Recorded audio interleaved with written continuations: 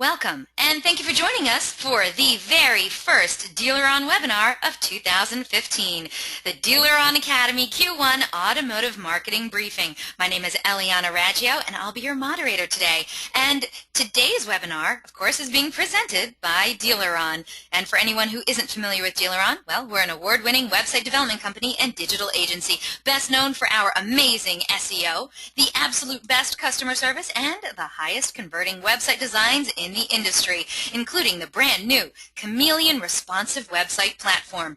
We're so committed to lead conversion, optimization, and customer service that DealerOn is still the only company in the industry to offer a money-back lead guarantee program. So, does your website company guarantee you a 50% lift in leads or your money back? Well, maybe you should check us out at the gorgeous brand new DealerOn website, DealerOn.com. Also want to let you know, DealerOn is going to be exhibiting and presenting at the upcoming NADA convention in San Francisco later this month. So if you're going to be there, well, please, you've got to stop by our booth, 5552W, and say hi. We have the best booth around, and while you're getting your NADA on, please check out the speaking sessions from these DealerOn executives. It promises to be a fantastic time. And we have a great show in store for you today. We are very pleased to have 4 members of the DealerOn executive team to speak to us today about current automotive marketing updates, industry perspectives, and best practices. This webinar will be packed with great information and is designed to be an interactive exchange with ample time for dedicated Q&A. Today, 4 members of the DealerOn leadership team are here. Ali Amirrezvani will be discussing responsive website design and technology.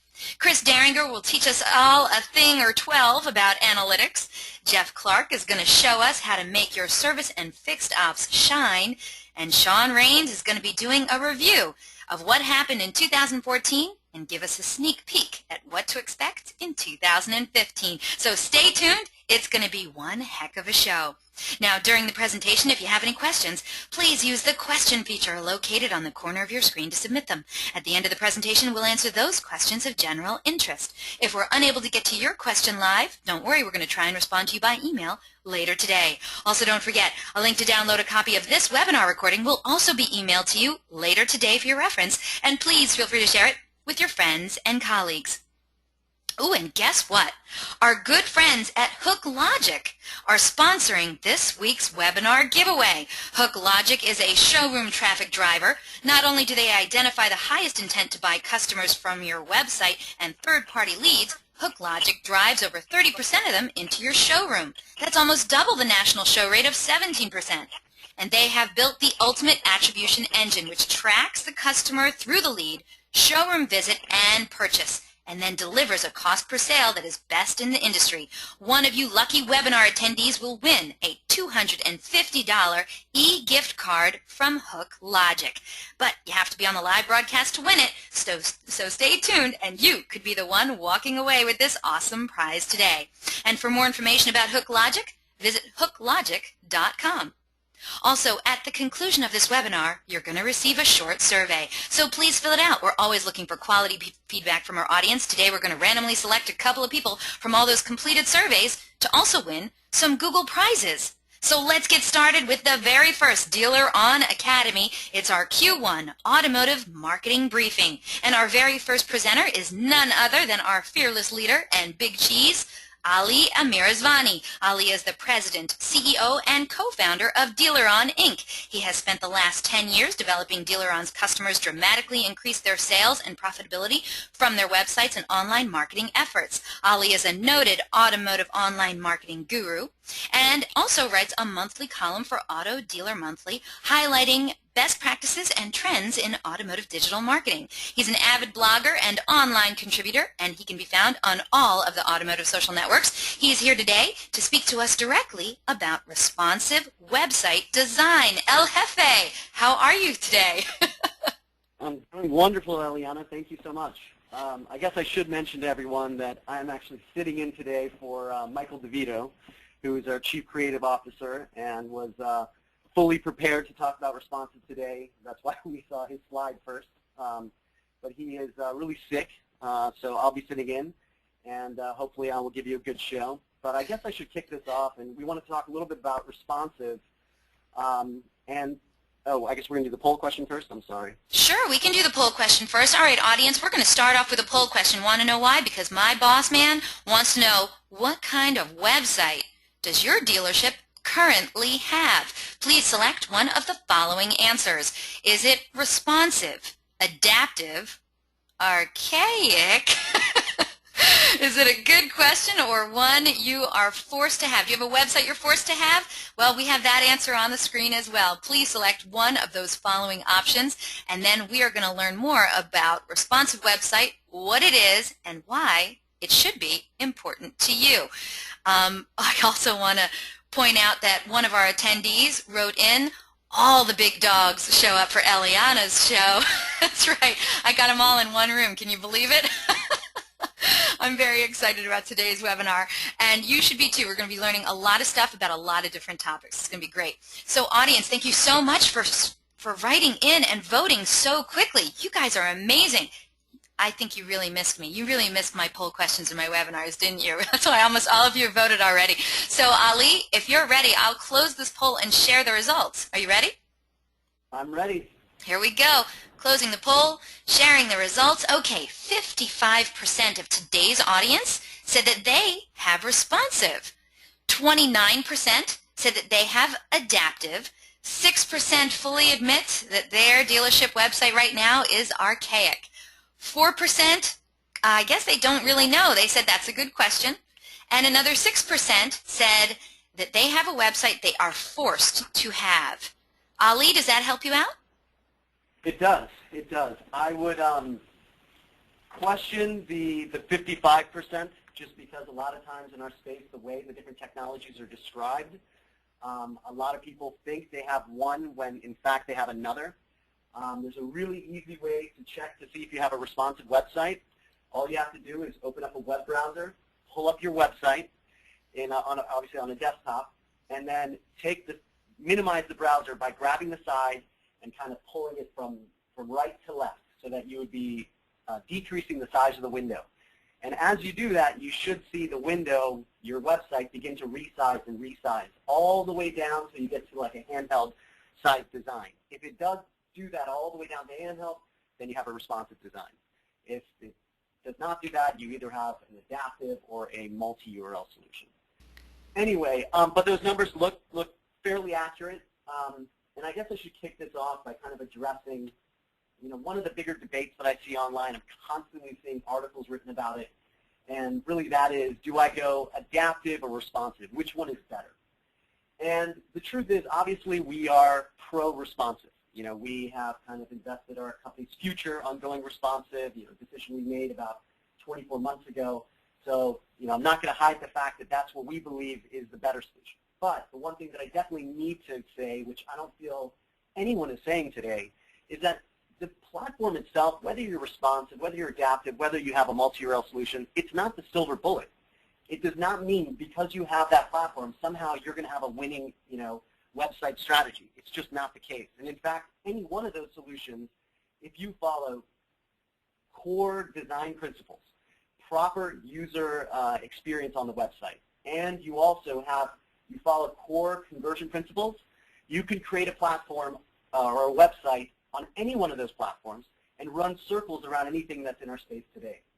Realistically, it's not just a platform. At the end of the day, when you look at these are just tools that we use to help us succeed.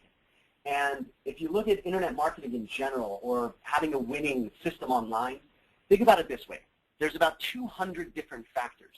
And of those 200 factors, a typical winning solution maybe does about 100 of them correctly. So there's another 100 that you could be doing well.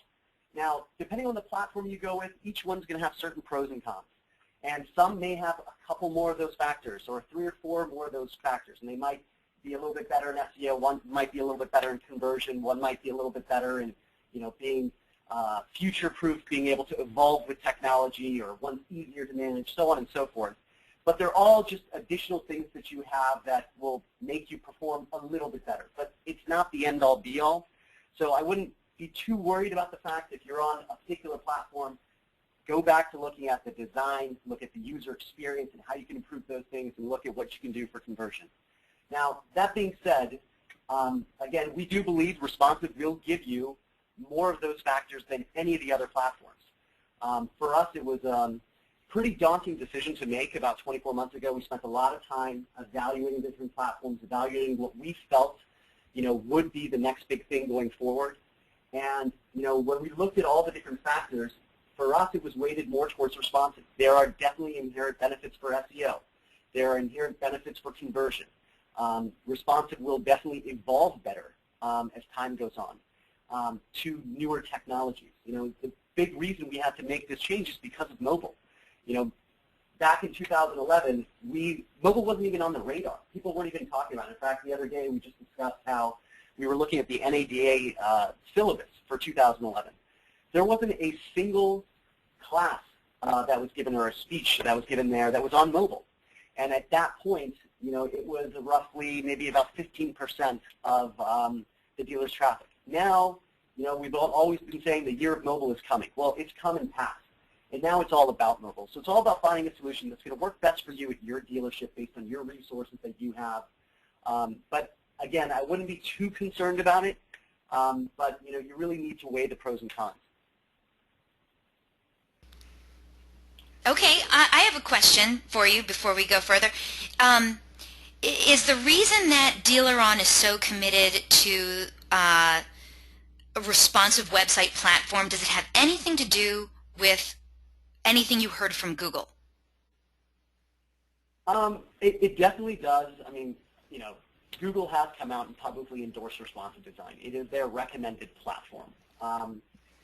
Because of that, there's a bunch of different reasons why they do that.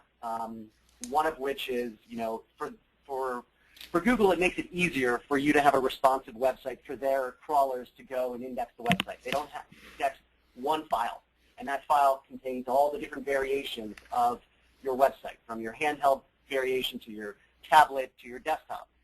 Whereas with adaptive and multi-URL solutions, they have to basically index each page, 2 or in some cases 3 different times. So it's a lot more work for them. They believe that's where technology is going to stay on, the responsive path. So they have come out and publicly endorsed it. And for us, it's one of those things where when 50% of your traffic is coming from Google, and in some cases even more than that, it's probably a resource you would want to listen to. And that's, one of the definite reasons. If you do go responsive, you will see, again, a slight uptick in SEO. But, is that the end-all reason to go responsive again? Again, not necessarily.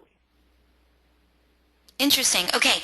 Now, audience, I'm already getting in a number of questions for Ali about responsive and about technology. So if you have a question, you haven't sent it in yet, send it on in. We will be holding all questions until the end of the presentation. And no, there is no slideshow, so thank you so much for writing in and asking that.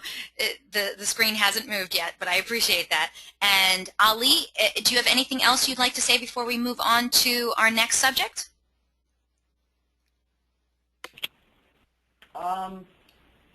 No, I think, for the most part, I addressed, kind of the main point there. I wouldn't really listen to too many of the resources out there that are really, really trying to push you one way or another.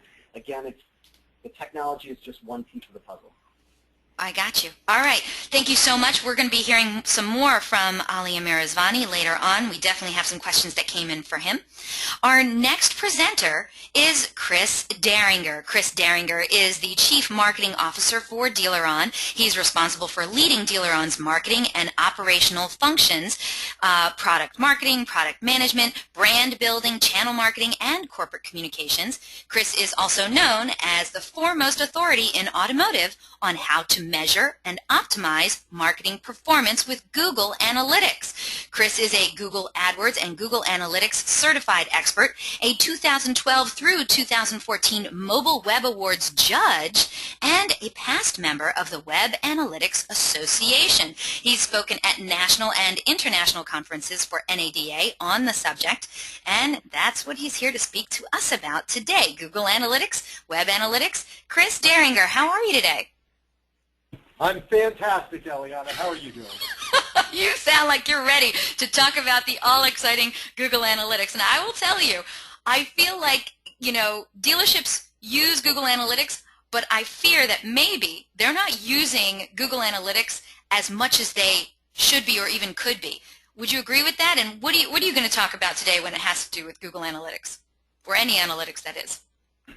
Well, I would agree with you that I think that a lot of dealers still could be getting more out of their analytics, particularly because Google Analytics is such a free, robust platform for measuring their site, measuring all their marketing.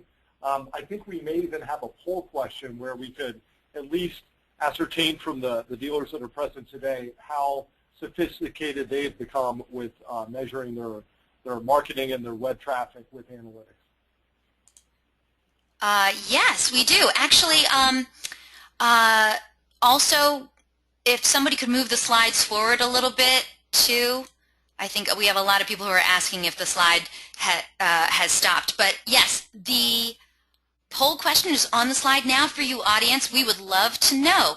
We want you to rate your dealership on how you use your web analytics. Please select one of the following answers. Is it great? We track multiple goals and we make changes regularly based on that data. Pretty good. We use some analytics, but mostly just basic metrics. Would you rate your dealership as not that good? We don't pay very much attention to our analytics. Do you think your dealership maybe is missing the boat, that you do next to nothing with your analytics? Or, I don't know what you're talking about. What the heck is an analytic? Once we get a majority of those votes in, we'll close the poll. We'll share the results. We want to know, how would you rate your dealership on how they use web analytics? Thank you so much, audience, for voting. And Chris, we already have a majority of the votes in. This audience is up and ready to learn more about it. So if you wouldn't mind, I'll close this poll and share the results. Let's do it. All right, let's do it. We're going to close this poll, share the results. Okay, 18% of today's audience said that they are great, that they track multiple goals, and they make changes based on that data. Now, the majority, 57% of today's audience, said that they're pretty good, that they use some analytics, but they admit it's mostly just the basic metrics. 20% of today's audience said that they're not very good. They don't pay much attention to their analytics. 4% said they're missing the boat entirely, and 2% have no idea what the heck we're talking about right now. Chris, does that help you out at all? It does, and in fact, Eliana, it's actually pretty encouraging. I find that when I'm speaking to dealer groups on analytics, that every time I survey a group, that they tend to that the groups are becoming more and more sophisticated over time. So that's fantastic to hear. Hearing that almost 20% of dealers are not only have set up goals, but are actually measuring and making decisions with them is fantastic.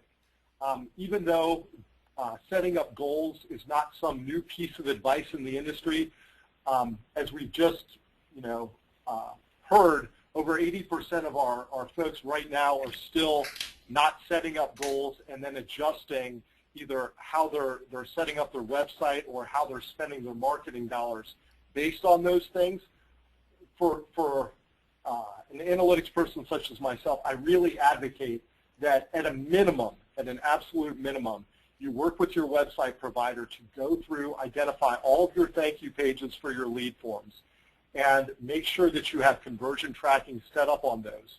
It's very easy in Google Analytics to do that. Your website provider, we have an entire team at DealerOn that is devoted to just helping our dealers with their analytics and with their performance. It's our client results team, so if you're a DealerOn customer and you haven't had a call with your client results team recently, please make sure that you do that too. Make sure that our team and your team are in sync on how you're tracking your website performance and your marketing. If you're with another provider, that's fine.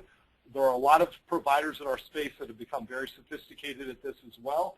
You should work with them to identify the URLs for all your thank you pages. Make sure that you're tracking them as goals. Also, any other pages, any other things that you want your web traffic to be doing on your site, you should set up as goals for your traffic. That would include things like, it could include coupon prints, it could include video plays, it could include mobile phone calls, it could include VDPs. And you should be tracking everything that provides value to your dealership that you are spending your marketing dollars to get people online to do on your website and or your mobile website. So even though it's nothing new, shiny, and exciting that has come out in 2014, that is still my first recommendation to anyone who is really trying to maximize the dollars that they're getting out of both their website and their digital marketing.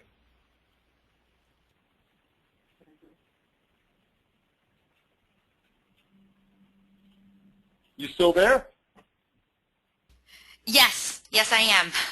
It's a nice picture of you on the screen, by the way. I wanted to also ask you, you're going to be talking at NADA, right? You have a speaking session at NADA. It is about analytics, correct? Yeah, I think I'm speaking 3 times, I guess 2 to the domestic, and then have an international session on Google Analytics at NADA.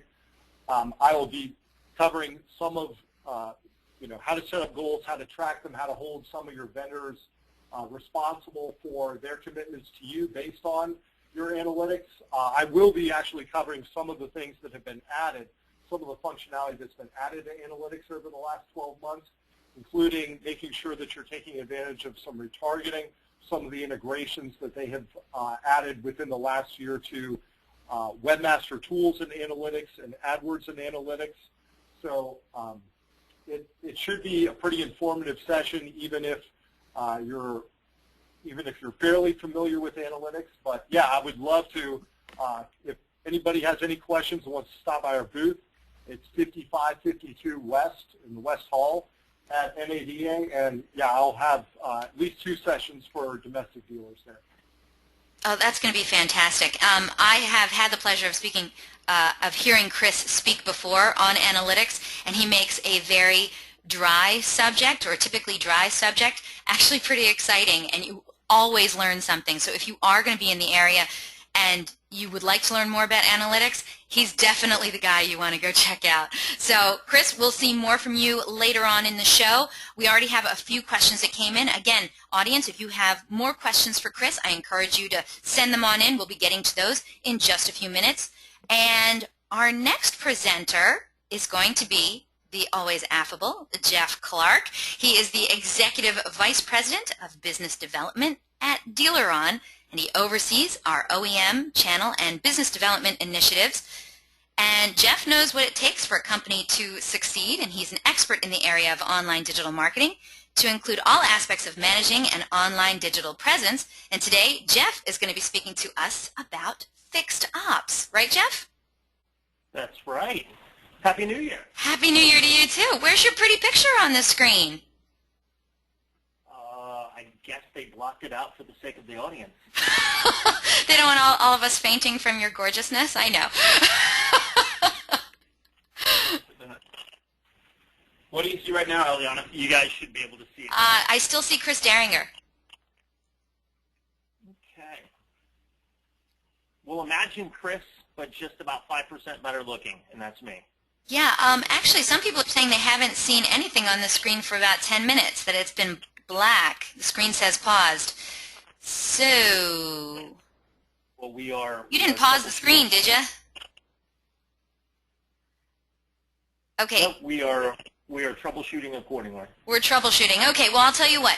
You shouldn't be seeing a blank screen, but I'm seeing Chris Deringer. So, you know what, we're going to fix this in no time at all. But audience, I appreciate you letting me know what the heck is going on out there in webinar world. We are going to get right to it, though. So, Jeff, you and I will just talk, right? So, Jeff, you're going to talk to us about fixed ops, and you also are going to be speaking at NADA, correct? I will. I'm thrilled to be back from my 3rd year with the NADA folks.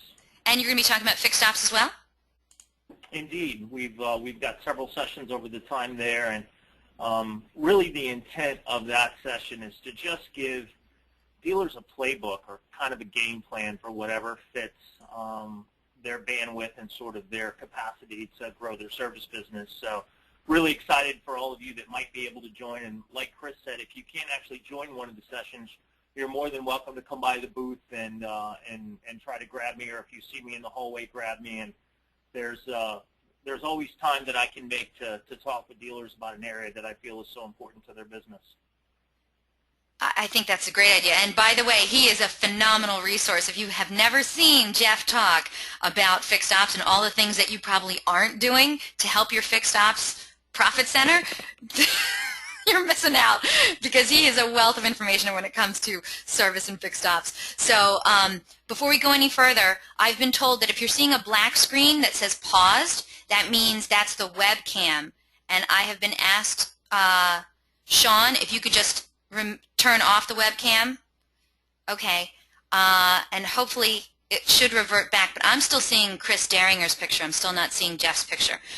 But we'll just get going now. Jeff, would you like me to run the poll question? I would love you to run the poll question. Well, all righty then. Let's do that. All right, so Jeff would like me to ask all of you out there, do you currently dedicate a portion of your marketing budget just for fixed ops? We want to know. Please select one of the following answers. Is it, no, we don't do that. Is it yes, but not much? Or how about, I have no idea?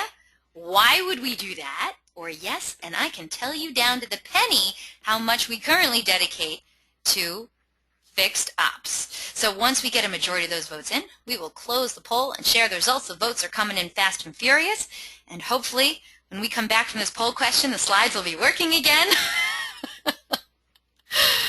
Hopefully. We'll see. All right, so I'll tell you what. We want to know, do you currently dedicate a portion of your marketing budget for fixed ops? Now, before we go any further, Jeff, they should be dedicating, it should come from the marketing budget for fixed ops? Yeah, so this is always a sticky question, and I can just imagine the internet directors and business development directors that are on this call are having chest pains saying, Jeff, why would I carve out a portion of my budget to help a department that I'm not incentivized or I'm not encouraged to do? And this really speaks more to the general managers and the dealer principals that may be a part of this call. And this is something that I talk about very passionately in my sessions, is that the days of old of operating each individual department in silos still has some value. However, the more that you start to look at your dealership as a global brand or a specific market brand, you're looking at resources that can help every part of your business. Meaning that the service department can actually help you sell cars, both new and used.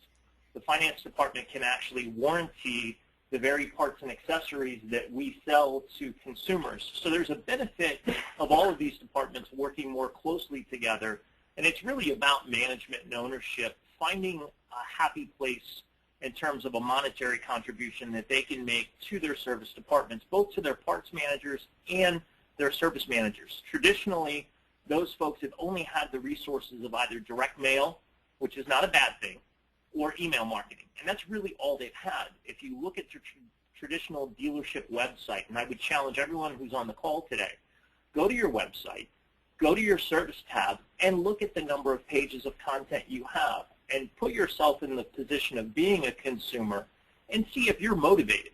See if you find it easy to navigate the website, to get additional information about a 50,000-mile or 100,000-mile service. Oftentimes, the web world dedicates less than 3 to 5% of their total website content to fixed operations. Yet it's a 60 to 70% of your bottom line comes from the service department. I always argue the folks in the back actually keep the lights on and allow the folks in the front to sell cars. So it's really about not just selling cars, although that's a key part of what we do. It's about giving the consumer a quality online experience. If you sell tires, talk about it. If you provide loaners, talk about it. If you don't have an automated scheduler, the one piece of advice I can give everyone on this call, if you do not have an automated scheduler on your website, go find the budget and make it happen. Because consumers aren't about calling and being put on hold to see if you're available. They're actually looking to make an appointment with some sense of speed. There's a lot of things that we can kind of get into, but one of the biggest things I'll encourage, and I'll set the mindset, and it seems to be appropriate now that we're just past the new year, and I'm sure there's a lot of people on this call that have made New Year's resolutions. One of the biggest issues with New Year's resolutions is you burn out quickly, and you tend to fall short on that resolution, be it get in shape or be it managing your finances better, you tend to overdo it. And what happens is people get burned out, and they get burned out quickly. So when it comes to fixed ops content for both parts, accessories, service, try to follow what I was a long time taught ago, which is the 1% rule. And for those of you that don't know what the 1% rule is, try to be 1% better every day as a operator with your dealership, as a person, in whatever capacity or goal that you have. 1% per day doesn't sound like a lot. It seems to be manageable. But at the end of the year, imagine how much better you are. Apply that to maybe adding 1 page of content to that service section. There's going to be some people on this call that will have 1 or 2 pages of content. There'll be some people on this call that have 10 or 15 pages of content. You can never have enough content. So really make sure that you're looking at things like, how do I better explain the services I have?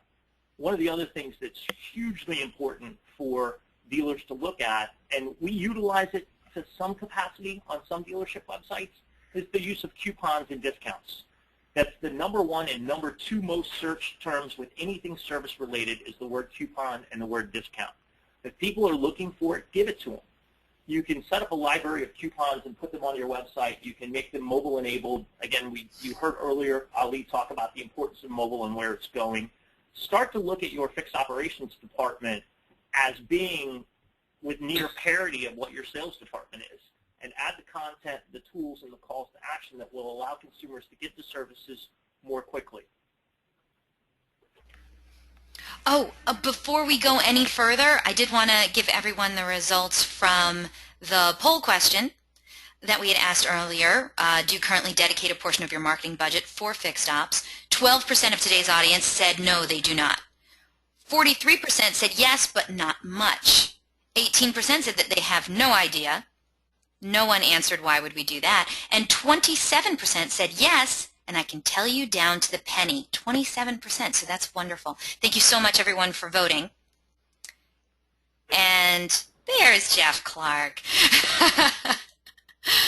All right, Jeff, what else do you have to say about fixed ops? And by the way, we did have somebody who wrote in and would like you to define what fixed ops is.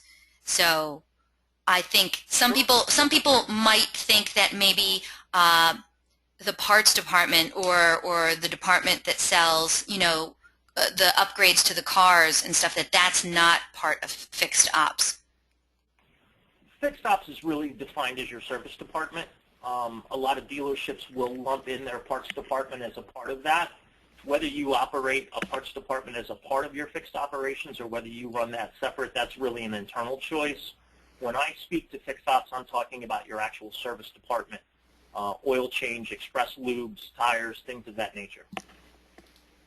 Okay, great. And so is there anything that anyone can do right now to help their fixed ops department right away when it comes to marketing? Absolutely. You heard me speak earlier about the 1% rule and the importance. I think the very first thing I would do, like any program or any New Year's resolution, let's take, for instance, just getting in shape. You don't know how out of shape you are until you take your genuine measurements, waist, chest, height, weight, whatever it may be, and whatever your goals are, you need to set those goals. A good friend of mine the other day said it's great to have a goal in your mind, but writing that goal down makes it more realistic. So I would sit down and set a goal for yourself that's reasonable for you, not what you think would appease the industry or being too aggressive, because being too aggressive is as bad, if not worse, than not doing anything at all. But I would start to look at the national brands. I would encourage everyone to go to petboys.com and look at that website. Look at the calls to action. Look at the things that they do.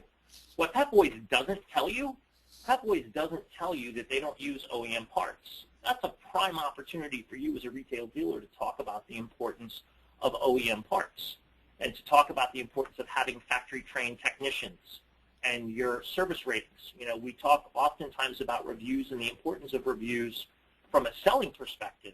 Get some reviews up on your website about what a great service experience. Hey, look, my car had this knock in it. I took it to 3 different dealerships. Nobody could help me. However, the reality of it is that this dealership figured out the problem. Not only did they figure it out, they were able to do it under warranty. So get reviews up on the website, add additional content, and really start to think about how do you improve that part of your business, and then how do you incentivize your service department to identify opportunities and push sales to the floor. There's a lot of people on this call that are financially motivated by selling a unit. I would argue that your service customer is the very best customer in the world to sell a vehicle to. They're the only customer that's ever going to pay you to buy a car from you, meaning that not only are they paying you to have that vehicle serviced, but it's a better opportunity for you to put a number on that vehicle because you have it in your shop, and then you can more easily guide them from the service department to the sales department. So think about what hurdles you have, think about what your goals are, and start to formulate a plan. And again, as you know, Eliana, I'm always happy to take phone calls from customers and non-customers and give them my advice. So I would start small, start with things like coupons and adding additional pages of content, and really measure those results. You heard Chris talk about Google Analytics earlier. Start to measure the results, see how much longer people are staying on your service-related pages, see how many more service appointments you can set, what's your bandwidth, what's your capacity. And the last note I'll leave you on, a lot of these dealers on this call today sell some form of accessories. If you sell accessories, as you know, I'm a big truck guy, so be it wheels and tires, bed liner, tonneau covers, if you sell those items internal to your dealership, please get that content up on your website. Take photos of finished vehicles. Put it under, hey, see the work that we do. People don't know what you do unless you tell them. So really think about articulating the story, but using the digital assets that you have. And I'm certain that 2015 you will see a marketable increase and improvement in overall revenue opportunities from your fixed ops department. Well said. Thank you so much, Jeff. We're going to hear some more from Jeff Clark in just a few more moments. Before that, of course, we have to hear from Shaun Raines. He is the Vice President of Marketing for DealerOn. He's a true Internet car guy. Shaun's marketing prowess, coupled with his automotive experience and expertise in social media, allows him to effectively market DealerOn's capabilities, extend its reach, and build the right reputation. Shaun is here to do a 2014 recap and to also share with you what's next in 2015. Shaun Raines, how the heck are you? Better than I deserve. Okay. Or better than most. Not as good as some. No, just having a good time. I'm really actually enjoying this webinar. It's a lot of fun to get the whole team together. So, yeah, I'm doing great and very, very excited about this webinar. I hope everybody's enjoying it. Me too, me too. We have a comment from David. He said, Shaun's only downfall is that silly Seahawks flag on the front of his house. Oh, Now, Eliana, those are fighting words. Them is fighting words. I know for you that's fighting words. All right, what do we have to talk about today, Shaun? You know what, truth be told, Eliana's Eagles tried to take down the mighty Hawks. Whoa, whoa, whoa, whoa, whoa. That did not come from me. I am totally rooting for the Seahawks now. Oh, good. You've come to your senses. My only hope is that the Cowboys win this Sunday so that they have to go to Seattle, and we'll see what happens in part 2. Alana wrote in, Seahawks are not silly or a downside. Go Hawks. So you're not alone, obviously. So well, hey, I'm going to be brief because I want to get to this open Q&A session. We wanted to take as many questions as we could today. It's the reason why we all put this on our calendar and blocked out the time is because, well, this webinar series is really important to us, and it's grown into something that we don't want to underappreciate. And so, first of all, thank you all for being on this. Thank you for taking your time to do it, because we know that your time is just as valuable as ours, and so it means a lot to us. We'd like to do this at least 3 more times during the year, but we want your feedback, and we really covet your good input and what you could to help guide us. But I wanted to share with you the fact that, well, it's been a year that I've been here, and it's been like riding a rocket ship. 2014, for some of you, you know that DealerOn last year at NADA, that was when we really first started to show people what we were doing with responsive. All of the work that Ali talked about in making the decisions to go there and then begin to build the platform, that was really the infancy. So people were getting to see that, and it caused a lot of excitement, and it really was a catalyst for a lot of growth for us. So 2014 in review for us, responsive has been really, really important. It's been a big decision for the company, but it has actually taken us into a brand new growth phase that's really exciting for us. We've added new team members. I'm one of them. Couldn't be happier to be working with these guys that I've known for a long time, but I've never had the really as much fun and joy as working with a great bunch of people. And Jason Ezell has been quiet during the call, but he's sitting right here next to me on a sofa in Ali's office, also a new team member. We just continue to build, and we're trying to do it in a way that helps us scale to the growth that we're seeing, and also to put the kind of team members together that it's the right people. You know, to us, ethics means something. To us, reputation means something. To us, you know, it's really important that people that get to know DealerOn would never want to do business with anybody but us because of the kind of people we are. And we want people to know how much we really care about their business. It's really what drives us. And it's not just us. It's not, and these aren't just fancy words I'm saying from our leadership team. It's every single person. It's the person right now that 30 feet from this office is actually building code, writing code so that that can go into a production design that ultimately gets into a website that gets built and then supported by people that really care about what's going on in your dealership. So the adding new team members has been great. It's not just been leadership team. It's been all across our company. We're growing, we're growing, we're growing. So if you know anybody that builds great websites, they know how to take care of people, you might want to look us up because that's a big part of what's going on. Just recently, we launched the new DealerOn.com. It's obviously a new design, but it's responsive, and it's pretty fun, and we're having some fun with it, putting some new marketing material on it. We're really excited about some OEM opportunities that we have earned this year, where it kind of takes us into some opportunities now where we're working now with VW and with BMW in a capacity that we're not forcing anything onto those dealers. We're really in part of a program that is really core to kind of who we are, where dealers get to make choices, and we're really excited and honored by that. We're also working with other OEMs. We have a bunch of speaking engagements already lined up for Q1 and Q2, where a bunch of us from the leadership team are speaking at events. Really excited about that. But here's the first things first. NADA's coming up at the end of the month, and last year it was literally like an awesome bomb went off when DealerOn showed up. It was so much fun. You know, we had a DJ, we had every beverage you could imagine. So in the morning, just know that when you get to San Francisco, we want to make sure that you know that when the dogs are barking, come and sit on our sofas in the middle of our booth. We're not trying to show people that we can spend millions of dollars on a booth. In fact, space is really limited in San Francisco. We wanted to even go bigger but couldn't. But I'll tell you this, the experience you'll have being there, whether it's just good company, talking about the business, sharing with us what's going on in your dealership, problems you're trying to solve, you're going to love spending time with our team there. If you're like everyone else that's ever been to any NADA and walked the expo floor, I guarantee you'll be looking for places to take a load off. So come do that with us. I'll tell you this.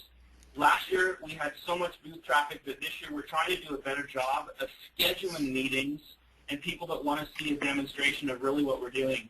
So this year, if that's you and you're hearing this on the call, let me make it really, really simple. If you want an exclusive time set aside and you're going to be out in San Francisco, send an email to me, Shaun, S-H-A-U-N. I should just have it Foxfan at DealerOn.com, but it's not. It's Shaun, S-H-A-U-N, at DealerOn.com, and I'll make sure we set up an appointment at the booth when you're out there based on your schedule and when it's convenient for you. And I tell you that because your time's valuable. We'll even kick in a little incentive, a little surprise if you come by the booth for that time. So we're prepared to make sure that we know that your time is really valuable when you're there. You're trying to take in as much as you possibly can. So we'll give you a little reward if you're coming by to get a demo from us. The other thing is, I'll tell you that if you need coffee in the morning, stop by. If you need a glass of wine in the afternoon, stop by. If you need some water, it doesn't matter what kind of refreshment you're looking for, you'll find it there. We want you to have a great time when you're at NADA, and the DealerOn booth is probably one of the places that you couldn't have any more fun. So make sure you come and see us. Then don't forget, there's some other things that we're doing that come up later in February. Amir and I are going to be out in Seattle at an event. So if you're in the Northwest, we're going to be up there talking to some dealers. If you're interested in that, also reach out to us. We're going to be a digital dealer in Tampa in April, so we all try to make a big presentation and make sure that people know that we're there. And we're also taking our marketing into a new direction. There's some of you guys have been paying attention. You'll see that I actually convinced Ali to do that comedic video on the parody of hashtag. Most people get it because it was a parody of Jimmy Fallon and Justin Timberlake. There are a couple of people that I don't think even know who Justin Timberlake is. They're not in automotive anyway, so I don't take offense to those that didn't like the video. And then we have our whiteboard animation video that has a star that I will not name because it'll come up here towards the end of the call. But you'll see some of those other marketing things that we're doing, having fun with that as well in 2015. So that's kind of a recap and where we're going. We certainly hope to see you at our booth 5552W at NADA in San Francisco. Yes, we do, and it is the funnest booth around. Before we go any further, I would love to launch this poll question for you, Shaun, because I know you really want to know what our audience thinks. Is that all right? Yeah. Say that again. I wanted to launch this poll question for you because I know you would like to know what the audience thinks. Is that all right? Yes, please. Okay, here we go. Yep. All right, audience, your final poll question of the day. Regarding your vendor relationships, which one is the most important to you? Please select one of the following answers. Is it customer service and experience? Is it always getting the lowest price? Is it a broad scope of product and service offerings? Are you the kind of person who just looks for ROI and value? Or is it how awesome their NADA booth is?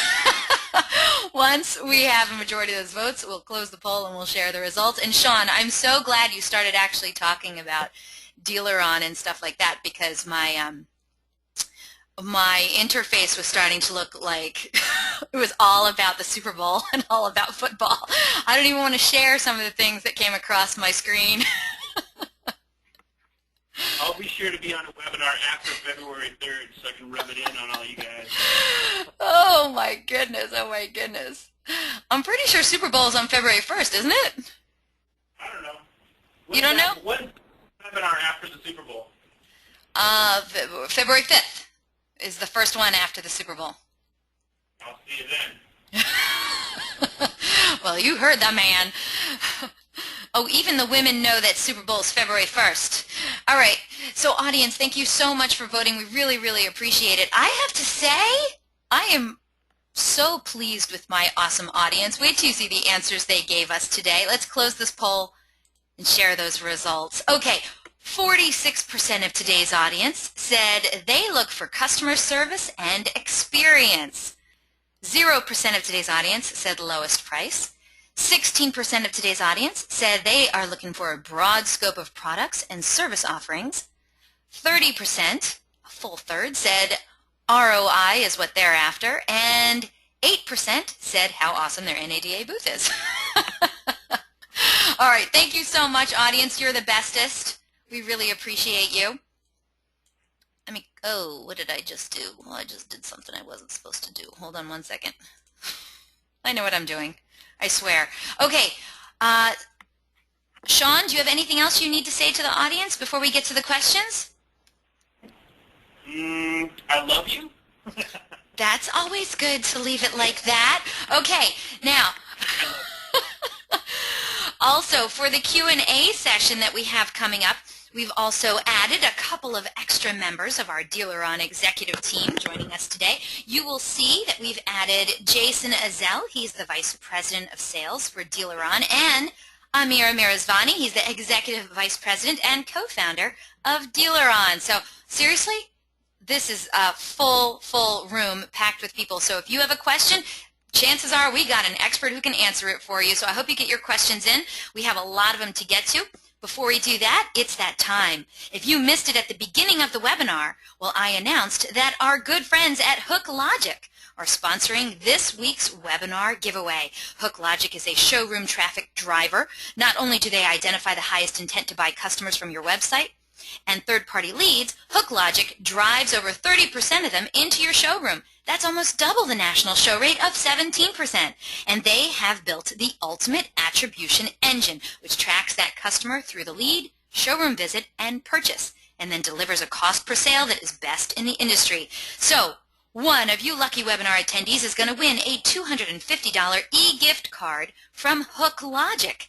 Get ready, get to your keyboards. First person to write in the correct response will be winning this awesome prize today. If you are a vendor, I'm going to ask that you please sit this one out. This prize is only for dealership personnel. We greatly appreciate your attention to that. Hello, what are you doing? What are you doing to the slides? Put the slide back on. Okay, here we go. Good luck, everyone. First one to write in the correct response wins. Here is the question. On the next slide, you're going to see our new DealerOn mascot. I want you to write in what is the name of our new DealerOn mascot. There he is. He's got two names. No, it's not Stick. It's not Chameleon.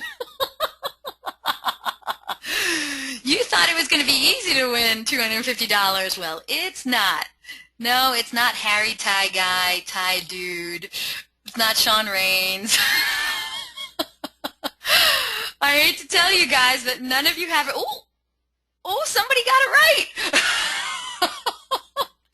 Stacy Deck, you are our winner today. You're the only one who got it right. Stacy Deck, I'm writing your name down. Stacy Deck, write in. Let me know what your dealership name is so I can give you a proper congratulations and thank you. So she said she guessed. You know what? But that's okay because you won. That is correct.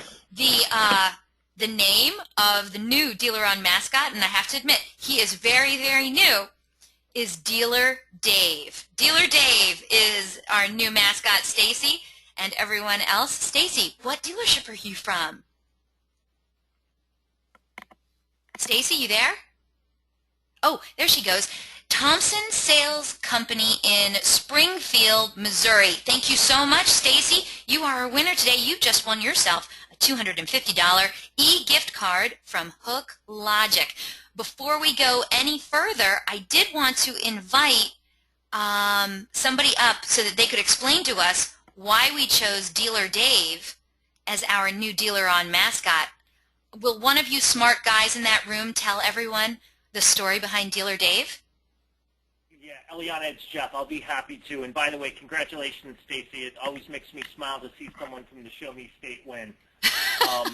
So Dealer Dave was named in honor of Dave White. For those of you that have been familiar with DealerOn for a number of years, Dave White was one of our sales directors here and an incredibly close personal friend of myself and the executive teams. And we tragically lost Dave last year. Way too soon. Just a tremendous guy, a real asset to the auto industry, and just a real car guy. Very well educated, successful, spent a number of years with Toyota in one of the larger dealer groups here on the East Coast, and we all suffered a great loss in the passing of Dave, and we thought what a great way to honor him as to name our new mascot Dealer Dave. So that shares a little bit with the team about the fact that we've come a long way, both ups and downs, and certainly the loss of Dave was a down.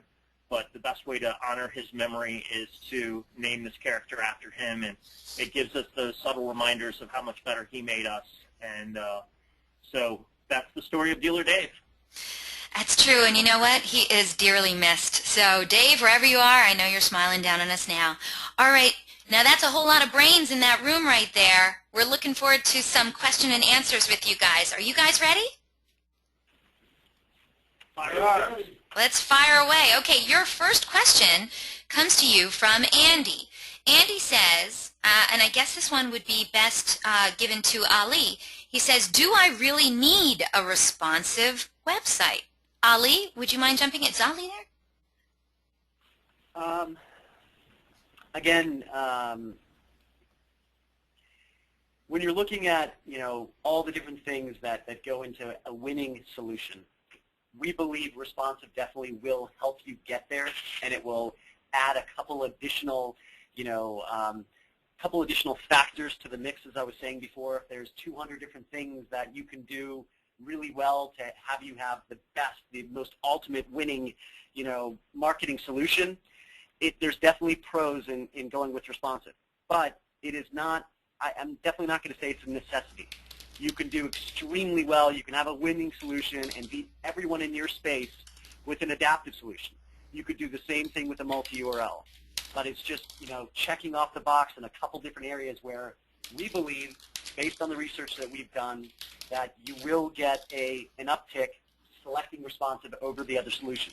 But again, if you don't have that, it doesn't mean that you're going to fail. I guess that's the best way I can put it.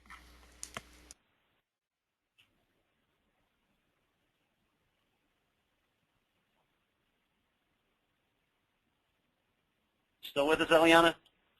Yes, I'm here. I'm sorry. Thank you so much for that answer, Ali. Andy, I hope that helped you out. Here comes your next question. This one comes from Deanna. Deanna says, where do you think dealers should focus their time and energy optimizing their websites in 2015? Who would like to take that one? Amir, would that be one that you might want to take over? The question is, absolutely. where do you think dealers should focus their time and energy while optimizing their websites this year? So optimization is obviously always been extremely important when focusing on your time and effort on your website.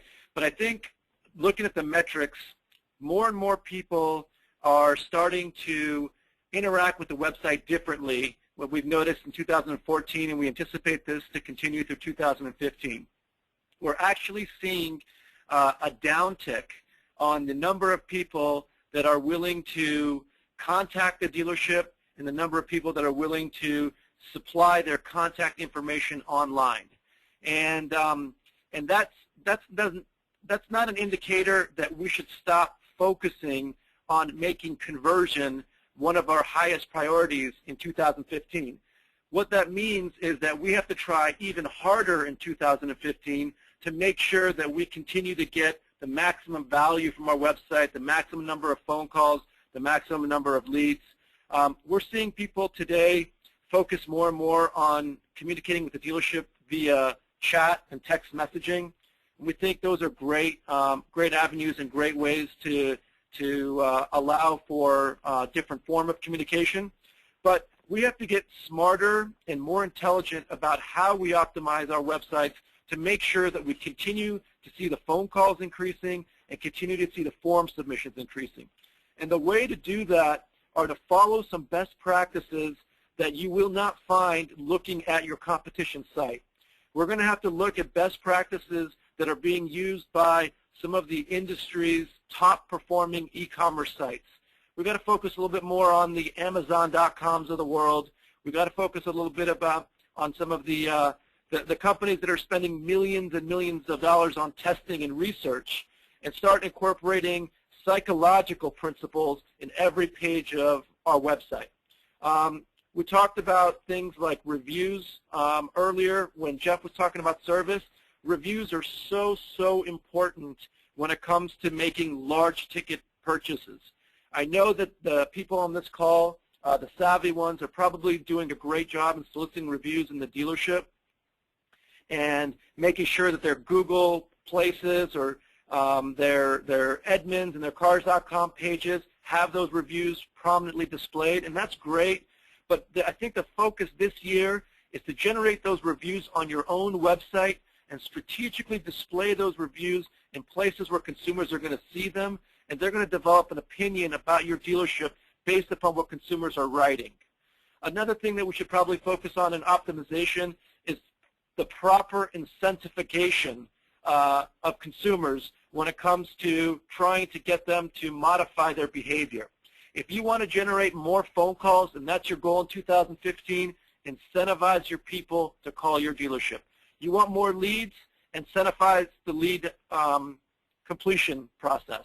So those are things that are tried and true. We just have to get more sophisticated in the way that we do them.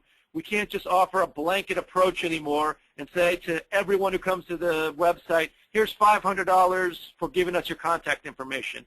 We have to get intelligent about their behavior, where they came from, what vehicles they look at, and offer a more personalized approach to incentivizing people to give up their contact information. I know that was a very long answer to a brief question, but I hope that someone out there can pick up one of those techniques and run with it and help make 2015 a great year for website optimization.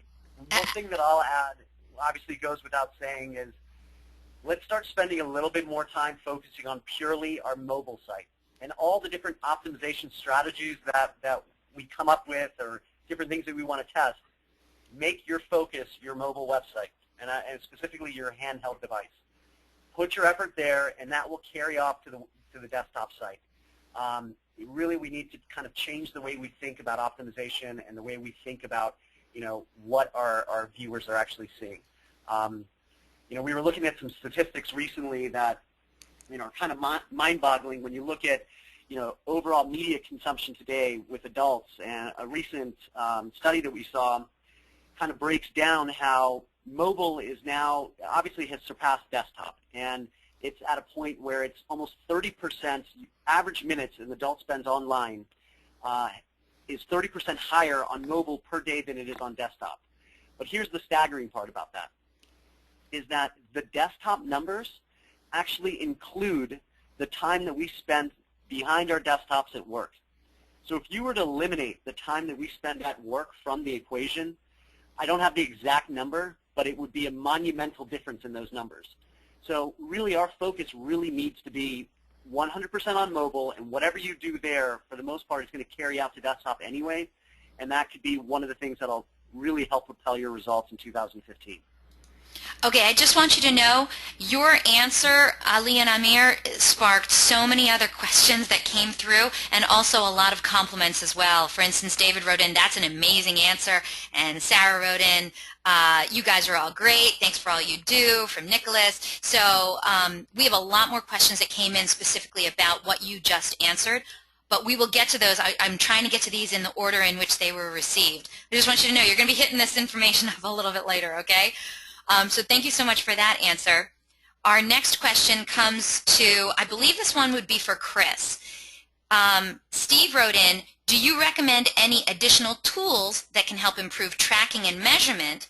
David also wrote in a question for Chris. Are there any boot camps or similar type training he would recommend for people who feel like they need to have a better understanding of how to utilize Google Analytics? Same kind of question. Chris, if you could talk some more about maybe where they can find more information on how to better utilize analytics? Sure.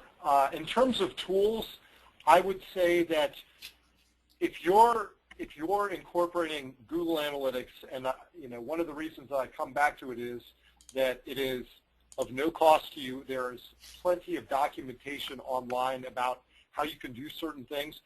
Google periodically offers free classes on it. If you go through YouTube, they have fantastic videos for how to become better educated about Google Analytics. There's a woman who runs a company called Lunametrics that I've worked with periodically over the last 10 years, who is a Google certified analytics trainer. She offers very reasonable classes. Again, in terms of tools, if you have exhausted all the functionality of Google Analytics, then you probably have other areas that you might focus on. But you can track things like basically anything that you would want someone coming to your site to do. You should be able to track through Google Analytics very effectively. I would also recommend that you make sure that you're tracking things off of your site through a Google Analytics tool, like, is all of your paid search traffic showing up appropriately in Google Analytics? Are all of your email campaigns showing up and trackable through Analytics? All of your marketing dollars that you're spending online or offline, you can come up with ways of tracking how effective they are, and I would make sure that we exhaust all of those things first. Also, if you want to attend one of my sessions at NADA or stop by the booth, or even just reach out to our team. We have a dozen Google Analytics qualified, certified folks who can answer most any dealership question in terms of how to set up analytics and even some of the more advanced analytics on your website. Thank you so much, David and Steve. I hope you got a lot out of that answer. And please let me know if you have a follow-up question.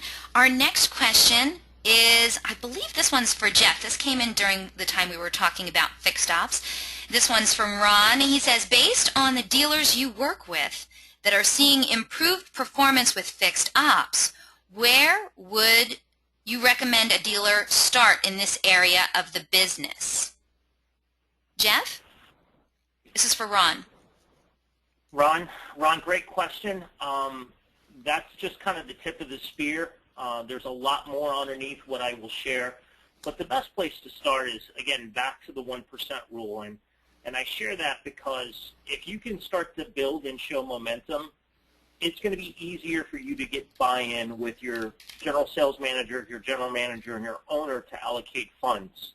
I always smile when people ask me what would I do. Well, what I would do is build an entire strategy around fixed ops, meaning I would build a subdomain with 60, 70, 80, 100 plus pages of quality content talking about services, putting video up there, putting automated schedulers. What I would do, I would basically do a frame-off restoration and take that thing all the way down and build it back up. But not everyone has the stomach or the checkbook for that. So the best thing to do is to start and take minute steps. And if you start to see progress, others around you will notice it, and it becomes much easier to ask for more and more resources to do so. It doesn't take a lot to get it done, but it is time sensitive. It takes an awful lot to be able to help communicate to consumers what a service actually entails. There's a couple of great products on the market that if I was in a position of looking to grow my fixed operations department, there's two products that I would look at. I would look at one called Clear Mechanic. Clear Mechanic is based on the West Coast. It's a mobile app that you can take a photo of a defective part, key in a RO number, and automatically send that picture of the defective part along with an illustration of what it should look like and an estimate to repair that work. Sometimes a picture's worth 1,000 words, and if you can show people what the issue is, it's a lot easier to get over the stumbling block or the objection of, well, my God, that seems like too much money. The other thing I would look at if I was looking to grow my department is I would look to sell more parts and accessories. There's a great company called AutoPartsKit.com. AutoPartsKit.com does a really nice job with semantic markup to helping you sell more parts and accessories. More parts and accessories is going to generate more ROs. You can sell those parts and accessories, but you really want consumers coming in and getting them installed at your dealership. And of course, what do people do when they come to the dealership? Well, they don't sit in your waiting area. They go outside, they smoke a cigarette, they walk the lot, they look at new pieces of inventory. Again, it's the only customer that's ever going to pay you to buy a car from you. So I would really look at some plug-in products to get a little bit more attention to your website and start to build content. But if you do have the budget and if you do have the bandwidth for it, then I would certainly look to build out a more comprehensive subdomain that is dedicated to service, calls to action, video content, and some good quality media components, because again, some people don't really understand what a front-end alignment does, but if you can show a video of a front-end alignment and explain its value, it makes adding that service to a sale of tires that much easier. Well, that was a great answer. Thank you so much, Jeff. I really appreciate that. And if you have a follow-up question for us, Ron, hey, send it on in. We're ready for you. And Chris, while you're sitting right next to the microphone, David from our last question, he just wanted to double-check. Did you say Lunametrics, L-U-N-A? That's correct. And if he has any, either Lunametrics, he could email me directly if he wants, Chris, C-H-R-I-S at DealerOn.com, and I can help him. I can direct him to a member of our team who could help him as well. Either one of those would be a very good way for him to step up his analytics practice at his dealership. He already wrote in and said thank you. So great. That's awesome. Okay, next question comes to us from Jerry. Jerry says, what do you guys consider a good conversion percentage for a website? What do you think is attainable in reality? Who wants to take that one? So that's a very kind of difficult question to ask, to answer. And the reason I say that is because we have some sites that have hit 12 to 13% conversion. So, you know, you take the way we define conversion rate, first of all, is taking the unique number of visitors that come to the website divided by the total number of leads that we have. Sorry, the other way around. Total leads divided by unique visitors. That's going to determine the percentage. And we're talking about the leads being actual form submissions on the website, which are going to include contact information, and someone that's interested in a new or used vehicle becomes essentially leads. So we're not including map views or anything like that in there. So those are the leads. But here's the thing. We can take one site that follows all our best practices and, you know, has certain inventory, certain pricing, you know, certain way that they're doing things, and then take that, and let's say they're at 10% conversion. We can take literally identical site with identical number of cars in inventory, identical pricing, so on and so forth, and put that in another area, and that site could be doing 2% conversion, even though everything's identical. The big factor, which is also the one that a lot of times becomes a little bit difficult to dissect exactly what is going on, is the big difference is based on the quality of traffic that the site is pulling in. Now, with analytics, obviously, there's a way that you can see what is going on, but it makes it a little bit more difficult for us to judge, you know, how well our site is converting, and, you know, if there's 1 to 10%, can we actually get there with the actual, you know, current situation with traffic coming into the website. So the best way to do that is to obviously segment your traffic and looking at it, you know, based on here's our organic traffic, here's our direct traffic. But even within any one of those categories, you can have low-quality traffic based on either the way that your site is indexing, what types of keywords it's pulling traffic in for, you know, why you're getting certain amounts of direct traffic that may be somewhat irrelevant. There's a bunch of different factors in there, so I'm not trying to make this a difficult question, but we've been known to have pretty high conversion rates, and that's the one thing that I guess our company is known for, and we offer a guarantee. But putting that out there, we've got, you know, our averages are probably in the 5 to 6% range. So we would say that would be a good number to achieve. Again, there are sites that we've seen, you know, over a 10% conversion rate, but those are going to be really the maybe 1% of sites out there, if not even less. But the national average is what? National average is below 2%. It is probably around 1.7% conversion. Interesting, interesting. Okay, follow-up question comes in from Bruce. He says, do you count third-party plug-in leads as lead conversion, or chat, or trade values, etc.? You definitely should. You know, as long as, again, those third-party leads are generating a contact that you can follow up with, that counts as a lead on your website. So it doesn't matter how you're generating from the website. If all these tools that you're adding to the website are helping increase your conversion, I mean, that's exactly why you're paying a third party for that service, is to help increase the conversion of the website altogether. Excellent. Okay, I do want to get to Bruce. Now, that one came in from Bruce. Bruce actually had another question that he sent in earlier. I don't know, Ali, if you're going to take this or Amir, but he said, how do we do A/B testing on a DealerOn site? So there's a series of different ways. Traditionally, we had our own tool that we had created in-house that we were using. We have migrated away from that, and we had been using a tool called Optimizely, which is one that's readily available out there. It's not a very expensive A/B testing tool. And the benefits with using a third-party tool, and there's other ones as well, like Website Optimizer. And to be honest with you, you don't even need our team to be able to do this, though we're happy to, any of our dealers that are interested, just give a call in and we'll get you set up. But basically, these tools make it a lot easier for, you know, your average user who does not know web design, does not know HTML, to be able to get in there and test out different things. Now, some of the stuff, you know, depending on how complex your test is going to get, it may require you to, you know, have our team help out. But, you know, simple things when you're trying to, you know, figure out different things having to do with, like, the layout of a particular page, or, you know, what call to action is going to work best. What is the color of, you know, would a different color button provide more contrast and cause more people to click? Things of that nature are very easy to do on your own, and that's why we decided to go the route of the third-party tool. But to make a long story short, if you're interested, call in, ask to speak to your client results team, and they can get you set up on getting some tests run.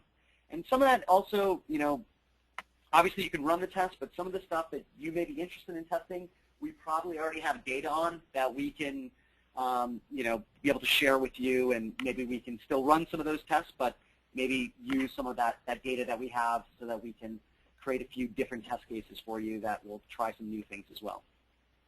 Excellent. Bruce, great questions. Thank you so much for that. All right, our next question comes from Bernadette. She says, what is the best way to incentivize leads? I know Amir had mentioned that earlier when he was answering a question, and so Bernadette's calling you out, Amir. He wants to know, what's the best way to incentivize a lead? Bernadette, I'm very happy you asked that question because there's multiple different ways of incentivizing a lead, and given the tradition of testing that we have here, we've tested just about all of them. The most important thing to consider is, what is your goal? If your goal is to try and drive more lead volume, then we have found that nothing works better than using cash as an incentive to increase that lead volume. And the reason why I think cash is so effective is because nobody's going to fill out a form on your website towards the purchase of a vehicle unless they were interested in buying that vehicle. Meaning that if you're offering someone $100 off the purchase of a vehicle, there's not someone sitting out there trying to collect a freebie who's going to fill out that form if they have no intention of buying that vehicle. So using incentives that are tied towards the purchase of a vehicle is a very good idea if your goal is to sell more vehicles. Now, having said that, we have seen tremendous success in using gift cards and other tangibles to try to drive showroom visits. So companies like HookLogic out there have really done a fantastic job in developing tools that allow you to give away smaller increments of incentives, such as $25, to try to drive people to come to the showroom and take a test drive. And when we did testing at DealerOn a number of years ago, we found that in our case, the dealership we ran our test in, that it only took about 4 gift cards before you sold the car. So the cost per sale was very low. So offering things like gift cards to drive showroom visits and using cash to drive showrooms vehicle sales have been the most effective ways of using incentives. I love that answer. Bernadette, I hope that helped you out. If you have a follow-up question, hey, let me know. Your next question comes to you from Sarah. She says, does your reference to optimization on the mobile website include a focus on mobile SEM? Ali, I believe you were the one who was talking about mobile, right? I was, yes. It should include any traffic type that is going to hit your mobile website. So whether it's SEM, whether it's your direct traffic, organic traffic, whether you're doing email marketing, it's all going to apply. Obviously, you're going to have a little bit different twist if you're doing SEM, because your testing can then, not just amount to what you're testing on the actual mobile site, but also, how your ads and everything that you're changing up for mobile specifically within AdWords or wherever you're driving traffic from. Got you. Great, great. Thank you so much for... Eliana, I just wanted to add that one of the studies that Ali was talking about earlier, the eMarketer survey, where he was talking about the amount of time spent online for mobile versus desktop, one of the things that they have found is one of the most underappreciated and undervalued channels for driving traffic to a site is mobile search marketing. The amount of money you have to spend to get a visit from a mobile phone versus a desktop device is, I don't know, a factor of 4 or 5. So I would definitely recommend that you make sure that if you are spending a material amount of money in paid search or any sort of digital marketing, that you are devoting a material portion of that budget to mobile and that you're tracking it effectively, making sure you understand how many calls, how many clicks to from your mobile site to Google Maps you're generating. It is, again, it's probably for 2015 one of the places where you should be focusing your marketing dollars. Excellent. And also, I wanted to Amir again, and I wanted to circle back to Bernadette's question regarding the incentivification of a lead. There was one piece of data that I left out of my answer that I think is significant, and anybody who's planning on trying to incentivize their customers to drive more leads. One thing we found out is the amount of the incentive is really inconsequential to the amount of leads that that incentive drives. So there will be a nominal difference.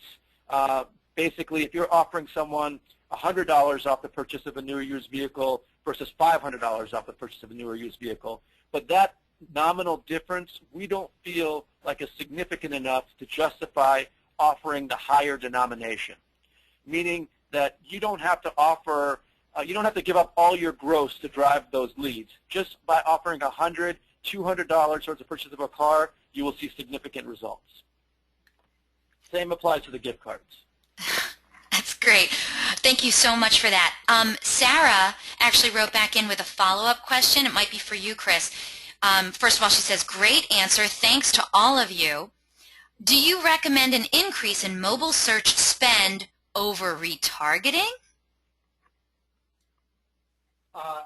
Without immediately knowing how much you're spending in each area and how effective the results are, my answer would be it depends, and you should look at your analytics to try and figure that out.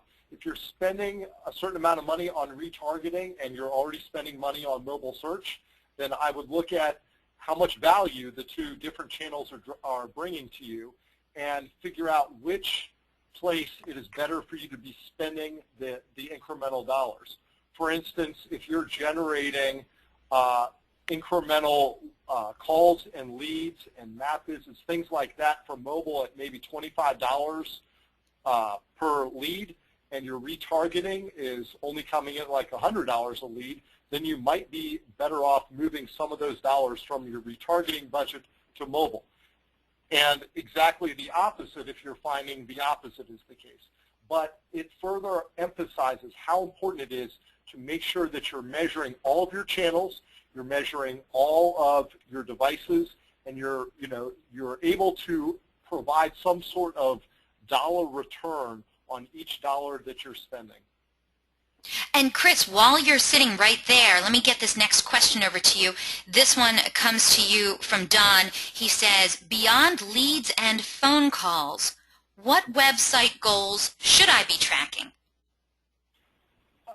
Again, I would emphasize that I don't know all of your particular dealership's goals for what you want the traffic to do on your site. You know, some dealers, for instance, prefer not to even show their pricing. They're trying to get people to call.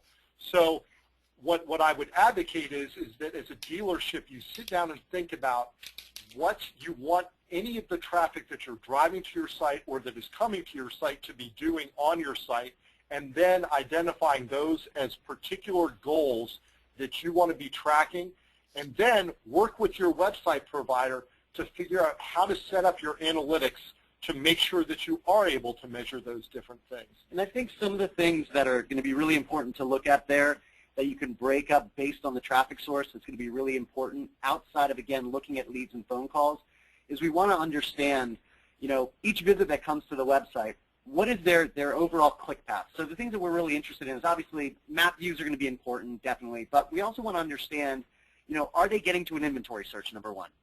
And if they are they then hitting a VDP? How many different VDPs are they viewing? Because what you want to understand is of the subset of leads or visitors that come to the website that do not submit their contact information or they don't call in, what quality of a website visitor was that? You know, what percentage of them are actually hitting these different pages? Because sometimes even though your conversion may be low on a particular campaign or a particular, you know, form of advertising that you're doing, if you're getting quality visits, a lot of those visits are probably at some point, whether it's that time when they're on the website or another time when they came back, or coming directly into the dealership, you are getting some benefit there. So those are definitely important goals to track. All right, well, I'll tell you what, fellas, we are just going to narrow this down to the last question, and then we'll close it up because it's well past the top of the hour. So for your last question, it's for all of you. If each of you could give dealers one piece of advice for 2015, what would it be? Chris, should we start with you since you're closest? Sure. I guess I'm going to give two because both of them are near and dear to my heart, and I'm just going to emphasize 2 points that I've been making. One is to attempt to measure every dollar that you're spending online and every major change that you're trying to make to your website, so that you begin to understand whether the things that you're doing are working and benefiting your dealer. And the other is, again, I think that people are underappreciating how much value there is in mobile traffic, and to, as a dealership, make the decision to invest more in trying to drive more mobile traffic to your website. I'll go next. This is Ali.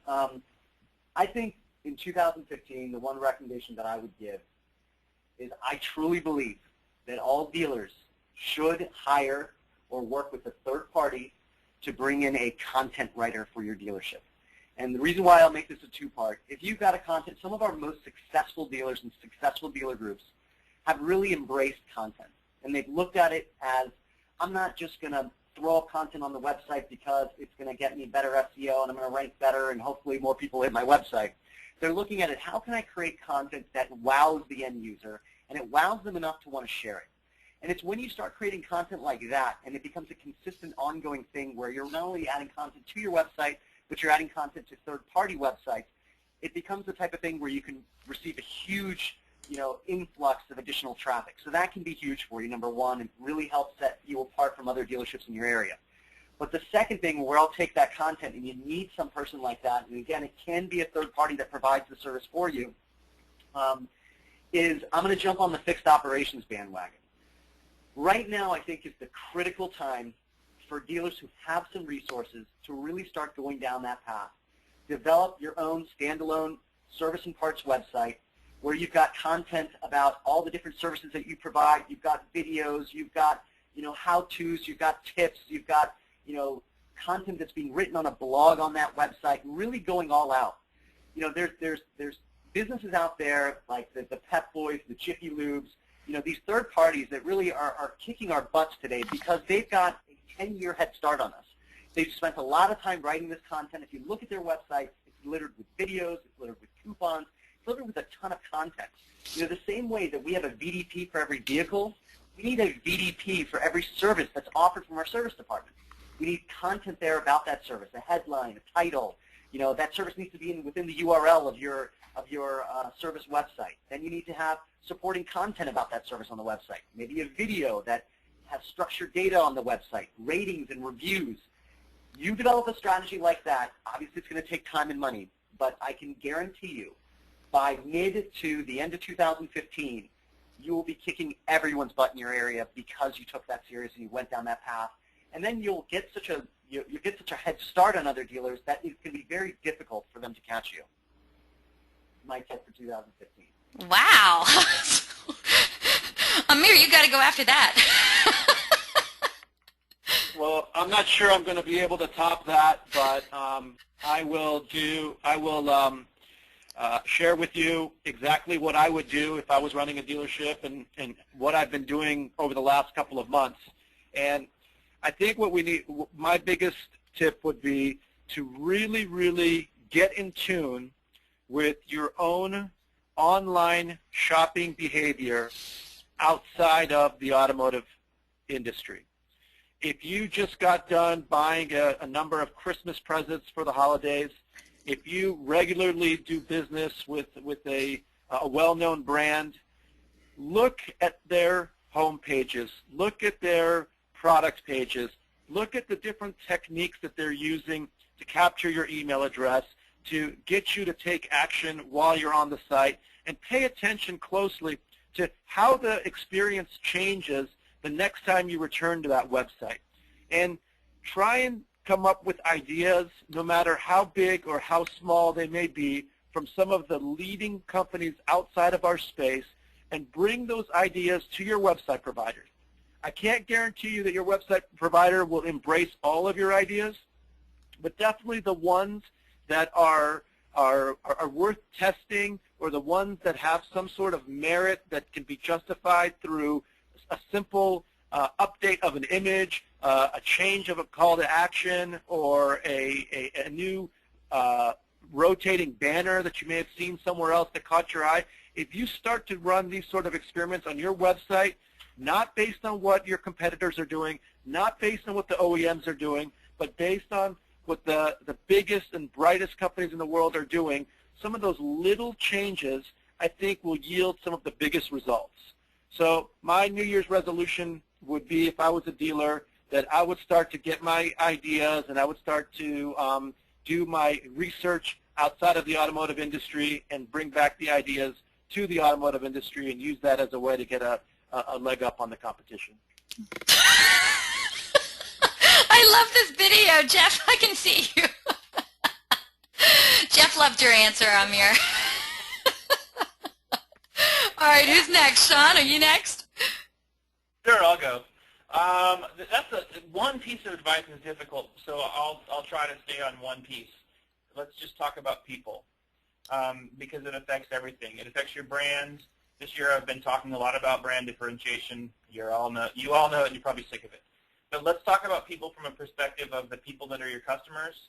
The same thing that we're doing ourselves at DealerOn is we want to see people as who they are. You know, there's somebody's son, daughter, you know, sister, brother, grandmother. And the more you can focus on your customers as the real people they are, the more you'll treat them in a different way.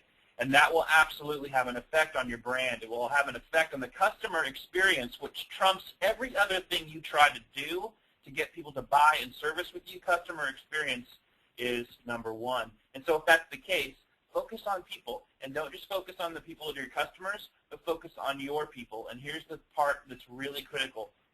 We've been sharing during this webinar a lot of great concepts, and we want to continue to do this. Like we said, we want to do this once per quarter throughout the year.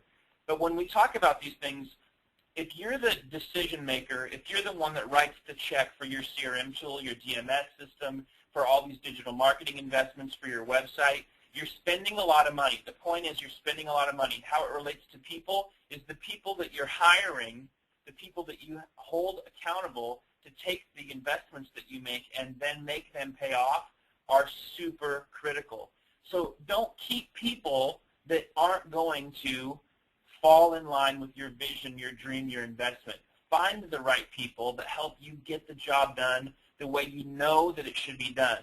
People make all the difference. You can invest in all of the products and services that DealerOn has to offer and put them in the hands of people that are the wrong ones to get the job done, and it won't make a difference.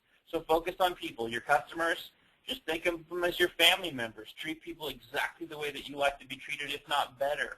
And focus on the people that are your team members and realize that your success is dependent on those individuals.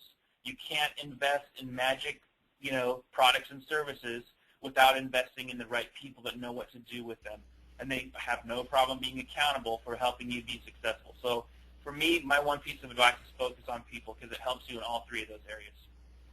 Thank you so much, Shaun. All right. Jeff Clark, you going to bring it home for me? I will indeed. It's like a Chinese fire drill. It is, isn't it? Like we should be doing a one commercial. You know, a lot of great comments, and I love what Shaun said, and I especially love what Ali said, and I rarely do I publicly agree with my boss, but in this particular case, I'm going to publicly.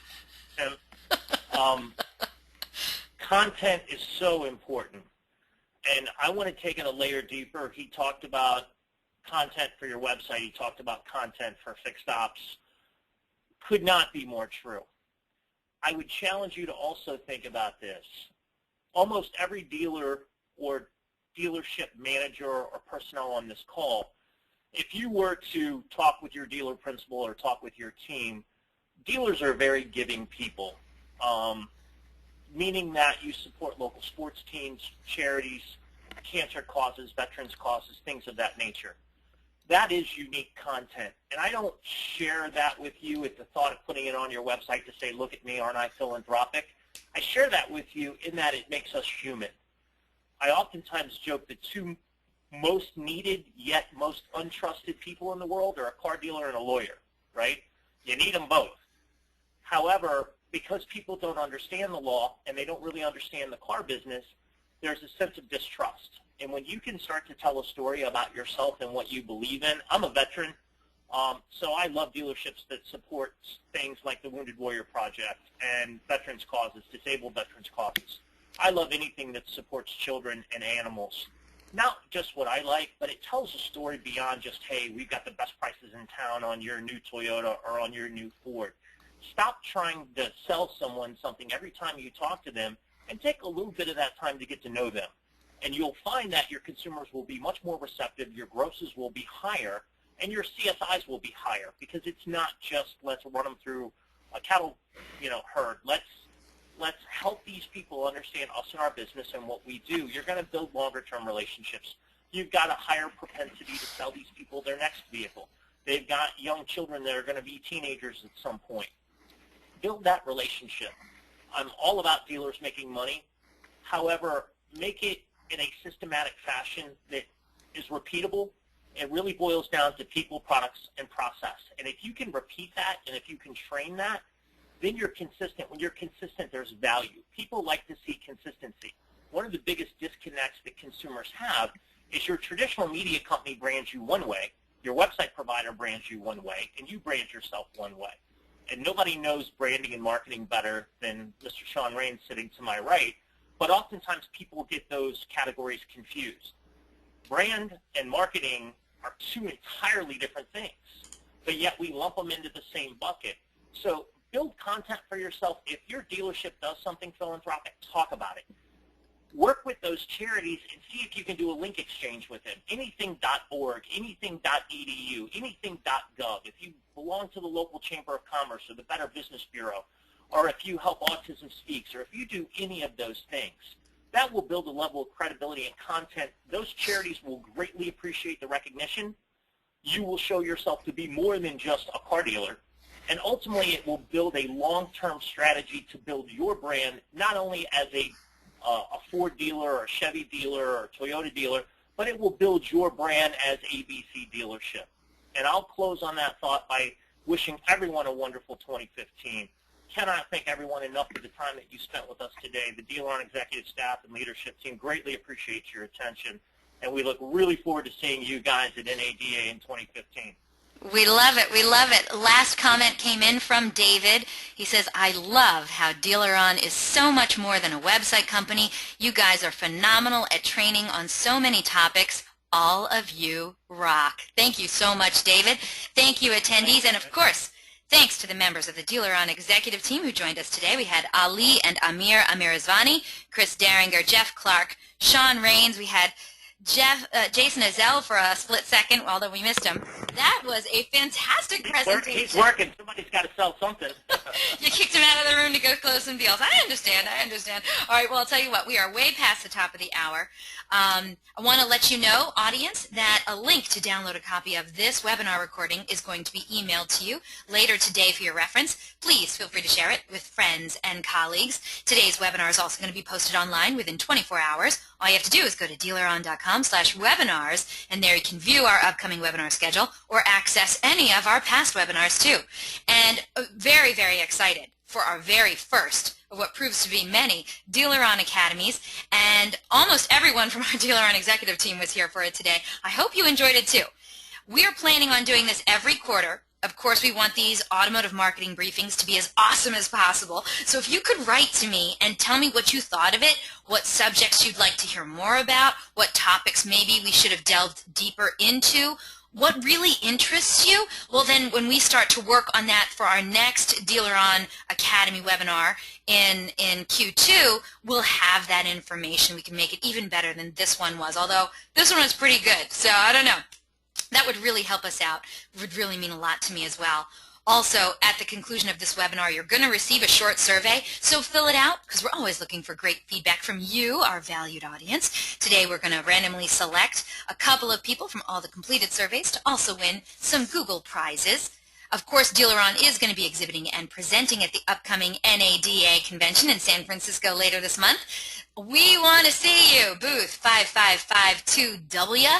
That's 5552 West. Say hi. I'm going to be there. I want to take a picture with you. We seriously best booth around. While you're getting your NADA on, we got some great speaking sessions for you, too, from our DealerOn executives. And invitations will be going out tomorrow for our next DealerOn webinar. New year, new plan, the top digital marketing strategies for 2015 with the president and CEO of Force Marketing, John Fitzpatrick. Everyone's on the lookout for the next big strategy or technical advancement that's going to give you the edge over your competition. 2014 brought some great breakthroughs. But as the saying goes, oh, that is so last year. Do you have a new plan for digital marketing success in 2015? In this exciting one-hour webinar, John Fitzpatrick and other top Force Marketing executives will present innovative digital strategies that will capture the attention of car buyers for 2015. They'll also share marketing insights and programs proven to work. Attendees are going to learn how to reach new prospects with programmatic advertising, the digital marketing trends dealers can expect to see in 2015, and how to achieve far greater success with multi-channel marketing strategies. So if you think you can handle a tremendous amount of cutting-edge information, well then don't miss New Year, New Plan, the top digital marketing strategies for 2015. And don't forget, DealerOn's weekly webinars are held Thursdays, 12 noon Eastern, 11 a.m. Central, 10 a.m. Mountain, and 9 a.m. Pacific. And if you have any questions, comments, or suggestions regarding these webinars and our topics, feel free to contact me directly. Again, my name is Eliana Raggio. I love hearing from you, so reach out to me. Track me down online. I'm on Facebook, Twitter, Google+. I'm on all the automotive social networks. Or you can email me directly at eliana@dealeron.com. Thank you all so very much for spending this time with us today, and I hope to see you all on another webinar in DealerOn's continuing education series. Take care and have yourselves a good one.